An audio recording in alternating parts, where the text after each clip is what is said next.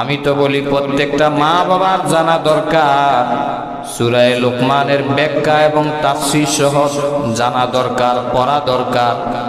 কারণ এখানের ভিতরে সন্তানদেরকে আপনি লালন পালন কিভাবে করবেন, সন্তানদেরকে নসিহত কিভাবে করবেন, সন্তানদেরকে নিয়ে জন্ম থেকে নিয়ে একদম বালেগ হওয়া পর্যন্ত কি কি দায়িত্ব কর্তব্য আছে সব আল্লাহ রাব্বুল আলামিন সূরাতুল লুকমানে বয়ান করেছেন। সুবহানাল্লাহ।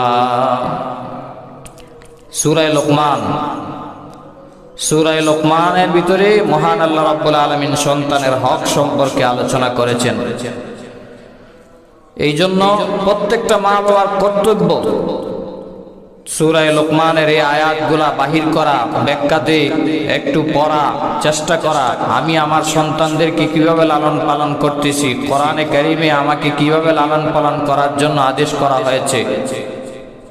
লুকমান আলাইহিস সালাতু ওয়াস সালাম সাধারণ একজন মানুষ ছিলেন, তার কথাকে আল্লাহ পছন্দ করে আল্লাহ সরাসরি কোরআনে আয়াত নাজিল করে দিয়েছেন।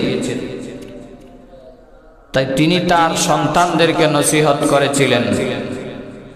আল্লাহ রাব্বুল আলামিন বলেন,